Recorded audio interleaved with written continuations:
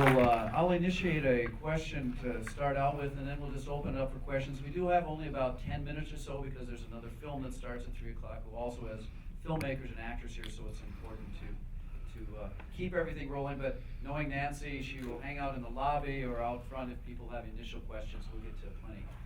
Nancy is the documentarist, and a lot of times when you interview filmmakers that work in documentaries, you kind of think they become authority on immigration law and all this kind of stuff. And just a reminder, she made the film, probably learned a lot of things, obviously, but we like to approach it, what was it like to make the film, at least the beginning? Obviously, you were patient. 10 years takes a lot, and you also can't help but see how you seem to connect after all that time. So tell me a little bit about that process, finding the patience and following up. Okay. Nice and close. All right. Well, you can hear me, right? Mm-hmm. He's got the best voice because he's an actor. Well, everything changed for me with this film after about 4 years. I had started researching it in '99 and 2000 and got permission from the farmers to start documenting the harvest of apples. Because in my town, there had been in the 80s a lot of Mexican men standing around the supermarkets and at our fall Mexican fiesta. And it was really intimidating as a woman to approach them and find out where they came from.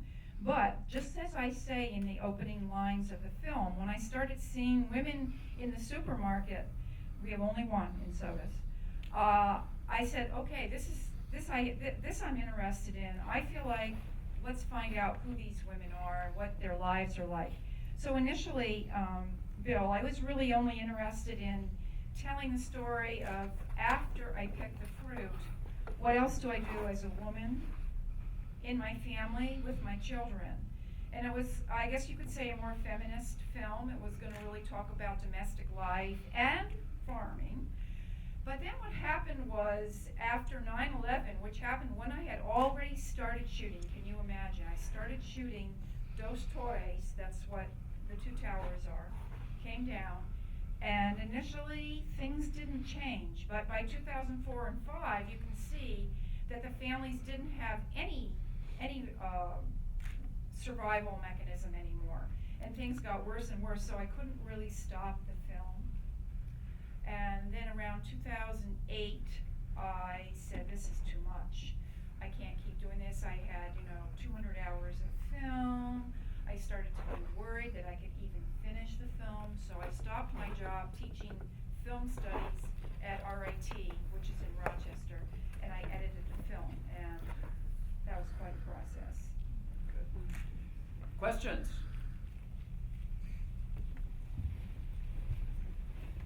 Woman in the red. What sort of an outcome do you want from the audience after seeing this? Yep.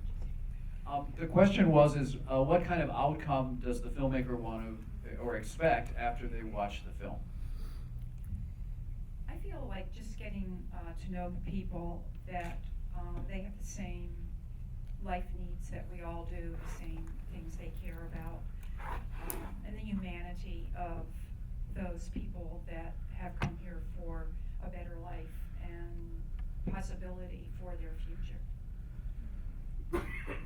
So another hand. Yep, up and top. So 4 years after you wrapped up filming, life for the migrant workers, is it now worse or better?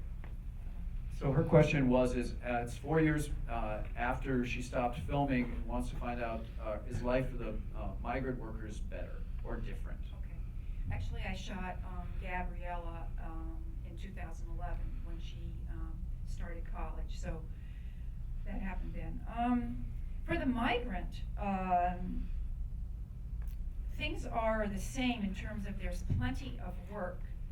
For the farmer, things are different because the farmer can't afford not to get the fruit in at the right time. So he can't expect that he's going to have labor because of the way this immigration situation is. So he could have a crew there, and then he could lose his crew. So what the government has done is forced H-2A visa, which is a guest worker program, And it's very expensive for these smaller farmers that you see in this film. For agribusiness, they can do that because you have to pay the transportation from Mexico, Haiti. A lot of them are coming from Jamaica, and countries make it easier or harder for that farmer. So they pay the airfare, they have to guarantee 40 hours a week, they have to guarantee minimum wage, which they should be paid anyway, but instead of being paid by the bin, they're paid by the hour. Now the biggest problem is we have no more families, no more women crossing, which I guess you could say that's good because everyone wants the southern border to be closed. But what you're having is no workers, and you're having a different kind of population, and they return home. It's not really a solution, because dairy work is all year round. So the dairy farmers are desperate in New York State. They really, the long hours that are required in a dairy, in a dairy, there aren't Americans that want to do that work. The people on the farm do, but they're not getting new people coming in who want to milk cows and clean the stalls and all that. So they really are dependent on foreign labor. And so I don't know how to answer that really. That it's complex, and that's why it's barely touched on in politics. Nothing happened initially when Obama came in, is it was just too big of a topic. It should be done really separate from politics. A nice clean policy made and then brought in. This is political now, so maybe we don't want to go there. It's an election season, yes. Gentleman in the red. In your opinion, what needs to happen for the immigration reform? What do I think? What do you think it needs to happen? His question was, is her opinion on immigration reform? And again, reminder, she's the documentarist, but Yeah. you learn and you connect, so Yeah. if you can answer that. Yeah, that's really, it's just such a complex area. For me, I would like the farmers that are supporting these families anyway to be able to sponsor the family so the family can start their legal documents. And in any other time period in history, I don't know if you can remember when families and communities supported refugees from Vietnam and other places. It could be the same. All of these families are willing to pay the fine and do whatever they have to do. They don't mind doing that. What happened this summer is the first grain of hope. The administration, not the Congress, the administration made something called the Deferred Action for Childhood Arrivals, called DACA. That's the first glimmer of light that the activists have had, which is the children who were carried across the border, not Victor, Marlene, Soledad's kids, not these kids, but children who came over as little babies or little kids.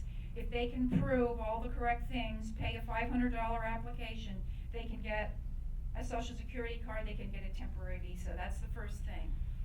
Because we know that we want children to get education. They have been in our schools, so why shouldn't they have a path to some kind of legal status? So that's the first thing that's happened.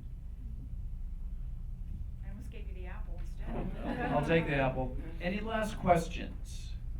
Yes. Well, if I could just start with one comment, it was just to say that, typically this has been an issue that I've followed, and I've seen it from the perspective of the migrant, and I'll often villainize the farmer. So I wanted to just say, I really appreciated your very humane perspective on the farmer. Secondly, what's next? I mean, what's your future plan? Will there be more films examining other aspects of the issue?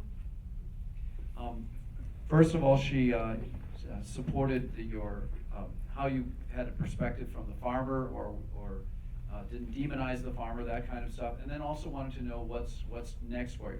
This, in particular, this film, by the way, has played at 6 festivals or 8 festivals.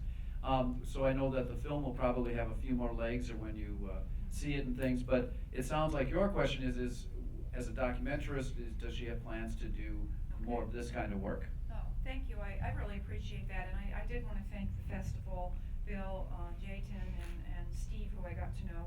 They've been incredibly generous by hosting so many documentaries alongside of the major features. I think it's a really great plan because you can get more people in the theaters with this variety. And they've taken care of us beautifully, and the fact that they chose food as a theme and it allowed me to have an entrance to this festival is very significant. And independent filmmaking is a place where more true stories can be told, and we're not manipulated by any box office business concerns. We just do it because we think it's a wonderful story. That's for documentaries. Same with narrative film. Okay, so I'm going to do more migration stories in the Western Hemisphere. I'm not going to go to Europe or Africa because it's too far to go, and this is the area I know the most about. And I'm researching 2 stories, one in a little community in Mexico and one up in Alaska, where I imagine the land bridge was. I'm really excited to think about, where did the first peoples come from? Since we all migrated here, you know, they say there weren't any people before the land bridge, so maybe they'll say there are other people, you know, the anthropologists will find, but I'm sort of excited about that idea as a theme. Big theme. She's excited and quite an adventure, I would say. Let's give a nice round of applause.